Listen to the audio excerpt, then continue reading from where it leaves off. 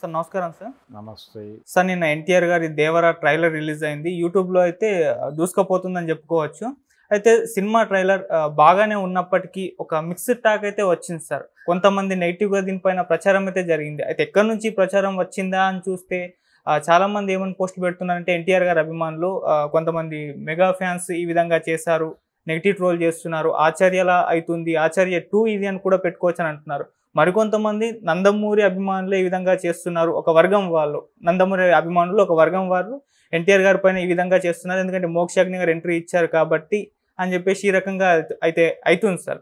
నిజంగా ఎన్టీఆర్ గారి పైన ఈ విధంగా నెగిటివ్ ప్రచారం జరుగుతుందా? వీళ్ళ దగ్గర నుంచే జరుగుతుందా? అయితే ఎందుకు అంటారు? మరి మీ ఒపీనియన్ ఏంటి సార్ వీటిపైన? ఒపీనియన్ ఏం లేదండి నాకు దీని మీద. అయితే ఒకటి, ఎన్టీఆర్ మీద నెగిటివ్ ప్రచారము అనేది కొత్త ఏం కాదు. తెలుగుదేశం పార్టీ కార్యాలయం కేంద్రంగా ఆయన సినిమాలు బ్యాడ్ చేయటానికి ప్రయత్నం చేసినటువంటి సందర్భాలు అనేకం ఉన్నాయి గతంలో. అంటే సినిమా టాక్ స్ప్రెడ్ అయిపోయిన తర్వాత చేయగలిగింది ఏమి ఉండదు ఎవరైనా సరే. టాక్ స్ప్రెడ్ అవడానికి ముందు మోకాలు అడ్డు పెట్టేటువంటి ప్రయత్నం చేస్తారు. అందులో భాగంగానే ఇప్పుడు ఇది కూడా కనిపిస్తోంది. అంటే ఈ మధ్యకాలంలో ఎన్టీఆర్ అలాగే కళ్యాణ్ రామ్ వీళ్ళిద్దరూ కూడా పార్టీకి కుటుంబానికి కొంచెం పెడగా ఉంటున్నారు అనేది అందరికీ తెలిసిన విషయమే. ఓకే. అన్నగారి శత జయంతి కార్యక్రమాలకే హాజరు కాలేదు. తెలుగుదేశం పార్టీ ఆధ్వర్యంలో జరిగింది ఆ కార్యక్రమం. అలాగే ఇటీవల జరిగినటువంటి బాలకృష్ణ గారి సినీ స్వర్ణోత్సవ కార్యక్రమానికి కూడా వాళ్ళు గైర్హాజరయ్యారు. ఎందుకు జరిగింది ఇలా అనటానికి 100 కారణాలు ఉన్నాయి వాళ్ళకి. అంటే అంతకుముందు మే 20న జరిపారు ఆ కార్యక్రమం. అది నా బర్త్డే అందుకని రాలేకపోయాను అన్నాడు ఆయన. కళ్యాణ్ రామ్ కూడా రాలేదు ఆ వేడుకకి. ఆ వేదిక మీద కనిపించలేదు ఇద్దరు. అంతకుముందు తారకరత్న చనిపోయినప్పుడు వీళ్ళు హాజరయ్యారు. ఆ సమయంలో వీళ్ళని సమాదరించలేదు, వీళ్ళని పట్టించుకోలేదు, పలకరించలేదు అనే మాటలు బయటకు వచ్చినాయి. ఒకవేళ దానికి హర్ట్ అయ్యి వీళ్ళు ఏమన్నా వద్దులే మనం అవాయిడ్ చేయడం మంచిది అనుకుని అవాయిడ్ చేస్తున్నారా అనేది ఒక ప్రచారం ఉంది. అయితే దీనికంటే ముందు నుంచే ఎన్టీఆర్ పట్ల ఒక భిన్నమైనటువంటి అభిప్రాయాలు ఉన్నాయి పార్టీకి కూడా అనేది తెలుసు జనాలకి. అంటే ఆ మధ్య ఆయన ఎన్టీఆర్ హెల్త్ యూనివర్సిటీ పేరు మార్పు సందర్భంగా ఖండించిన తీరు మీద విమర్శ వచ్చింది. ఓకే. అవును.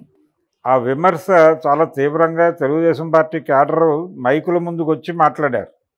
ఆయన్ని దారుణంగా క్రిటిసైజ్ చేశారు. నిజానికి అంత అవసరమా, అంత క్రిటిసిజం అవసరం అంటే అవసరం లేదు, కానీ చేశారు. ఒక దాడి జరిగింది. ఇలా దాడి చేయటం పార్టీ నాయకత్వానికి తెలియకుండా జరిగే అవకాశం లేదు. పార్టీ నాయకత్వం అనుమతితోనే జరిగింది అనుకోవాలి. రెండవది, చంద్రబాబుతో పర్సనల్గా ఆయనకు కూడా ఒక రిలేషన్ ఉంది. చంద్రబాబు గారి మేనకోడలు కూతురునే చేసుకున్నాడు ఎన్టీఆర్. ఆ వివాహం చంద్రబాబుకి ఇష్టం లేదు, ఇష్టం లేకుండా జరిగింది అని చాలామంది మాట్లాడతారు.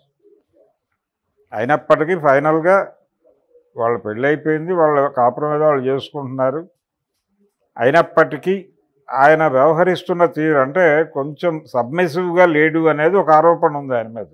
వినయ ప్రదర్శన జరగటం లేదు చంద్రబాబు పట్ల. అలాగే రామారావు గారి కుటుంబం పట్ల వినయంగా ఉండాలి కదా, వినయం కనిపించటం లేదు అనేది వినిపిస్తున్నటువంటి విమర్శ, వీళ్ళ వైపు నుంచి ఉన్నటువంటి ఎలిగేషన్. ఆయన అసలు మనకు ఎందుకు వచ్చిన గొడవ, మనం దూరంగా ఉంటే మన పని మనం చేసుకుంటే సరిపోతుంది కదా అన్నట్టుగానే వాళ్ళిద్దరూ వ్యవహరిస్తున్నారు. హరికృష్ణ గారి పిల్లలిద్దరు. హరికృష్ణ గారు కూడా ఇదే ధోరణిలో వ్యవహరించేవాడు. ఆత్మగౌరవం పోగొట్టుకోవడం ఎందుకు వాళ్ళ దగ్గరికి వెళ్ళి కూర్చుని అని కొంచెం అవాయిడ్ చేసినట్టుగానే ఉండేవాడు ఆయన. వీళ్ళు కూడా ఇప్పుడు అలాగే ఉన్నారు. దీన్ని ఎలా అర్థం చేసుకోవాలి? ఇప్పుడు జరుగుతున్నటువంటి ట్రోలు అది మోక్షజ్ఞ కోసం చేస్తున్నారు అనుకున్నప్పటికీ ఇది దానివల్ల ప్రయోజనం ఏం పొందగలరు వాళ్ళు అనేది ప్రశ్న. ఎన్ని జరిగినప్పటికీ సినిమాలో కంటెంట్ ఉంటే జనం భుజాన వేసుకుంటారు సినిమాని. సినిమాలో విషయం ఉంది అనేది అయితే కనిపిస్తోంది. రెండోది, ఆయన మోక్షజ్ఞ ఎంట్రీని ఇద్దరూ స్వాగతించారు. అలాగే ఈ మధ్యకాలంలో ఆంధ్రప్రదేశ్ వరదలకి ఆయన మొదటి నటుడిగా సహాయం ప్రకటించాడు. దాని మీద థ్యాంక్స్ చెప్పాడు ఆయన. థ్యాంక్స్ బావా అన్నాడు లోకేష్. కాబట్టి కొంచెం సత్సంబంధాలు ఉన్నట్టుగా కనిపిస్తోంది వాతావరణం. అయినప్పటికీ ఈ ట్రోలర్ అనేది ఒక ఇండస్ట్రీ, అది ఒక మాఫియా. ప్రతి పార్టీకి ఒక ట్రోలింగ్ వ్యవస్థతో తప్పనిసరిగా రిలేషన్స్ ఉన్నాయి. ప్రతి సంస్థకి అలాగే ప్రతి కుటుంబానికి ట్రోలర్స్ ఇండస్ట్రీతో ఏదో మేరకు రిలేషన్స్ ఉన్నాయనుకోవచ్చు, బిగ్ ఫ్యామిలీస్ వరకు. ఎవరినన్నా టార్గెట్ చేస్తే ముందు ఈ ట్రోలర్స్ ద్వారా దాడి చేయించేస్తారు. ఆ తర్వాత ఆటోమేటిక్గా వాళ్ళు రకరకాల ప్రెజర్స్కి గురవుతారు. అలా ట్రోల్ చేయించడం జరుగుతోంది. ఈ ట్రోల్స్ని తట్టుకునే విధంగా మనసుని శరీరాన్ని సిద్ధం చేసుకోవటం ప్రతి ఒక్కరూ అలవర్చుకునే పరిస్థితి ఏర్పడింది ప్రస్తుత ప్రపంచంలో. అందులో భాగంగా ఇప్పుడు ఎన్టీఆర్ని ట్రోల్ చేస్తున్నారు సినిమా రిలీజ్కు సందర్భంగా. దేవరా వ్యవహారం ఇదంతా రకరకాల పద్ధతుల్లో ట్రోల్ చేసే ప్రయత్నం చేస్తున్నారు. ఇది ఆచార్యలాగా ఉంది అనే మాట. ఆచార్యకి దీనికి ఏ విధంగా చూసుకున్నా తేడా ఉన్నమాట వాస్తవం. ఆ గొడవ వేరు, ఈ గొడవ వేరు. ఇప్పటికీ పాదఘట్టం అనగానే జనాలు భయపడుతున్నారు. అటువంటి కండిషన్ ఉంది. అందుకని దాంతో పోల్చనక్కర్లేదు. ఇది ఒక ప్రయత్నం చేశాడు ఆయన. ఆ ప్రయత్నం రేపు థియేటర్లోకి వచ్చాక ఎలాగో తెలుస్తుంది. ఒకటి, కొరటాల శివ ఎటువంటి అంచనాలు పెంచే విధంగా ట్రైలర్ని కట్ చేయలేదు. ఎటువంటి అంచనాలు లేకుండా కుదిరితే కొంత బ్యాడ్ ఒపీనియన్తో థియేటర్కి వచ్చినా చాలు ప్రేక్షకుడు అనుకుంటున్నాడు. అలా వచ్చే ప్రేక్షకుల్ని ఎంటర్టైన్ చేసి పంపిస్తాడు ఆయన. వాళ్ళు బయటకు వచ్చి మాట్లాడే టాక్ కొంచెం స్ప్రెడ్ అయ్యే పద్ధతిలో ఉంటుంది, స్ప్రెడ్ అవ్వడానికి అవకాశం కల్పిస్తూ ఉంటుంది. సో అటువంటి టాక్ కోసం ఎక్స్పెక్ట్ చేస్తున్నాడు తను.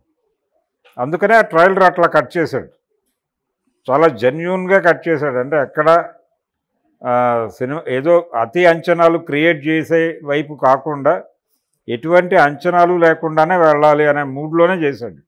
ఇప్పటివరకు రిలీజ్ చేసినటువంటి సినిమాకు సంబంధించిన ప్రమోషనల్ కంటెంట్ అంతా అదే లైన్స్లో చేశారు వాళ్ళు. దేనికి వేరే హైప్ రాలా, అలాగే నడిచింది. అబోవ్ యావరేజ్ అయినా చాలు ఈ సినిమా సక్సెస్సే అనే మూడ్లో ఉన్నారు వాళ్ళు. అదే మూడ్లో రిలీజ్ అవబోతుంది రేపు 27వ తారీఖు. అందుకని ఎవరు బ్యాడ్ చేసినా సినిమాలో కంటెంట్ ఉంటే అది వెళ్ళిపోతుంది. దీనికి సజీవ ఉదాహరణ ఎన్టీఆర్. చాలా కాలంగా ఈ బ్యాడ్ చేయటం అనేది జరుగుతోంది ఎప్పటి నుంచో. అయినప్పటికీ ఆయన సినిమాలు బాగుంటే జనం చూస్తున్నారు, బాగాలేకపోతే రిజెక్ట్ చేస్తున్నారు. కాబట్టి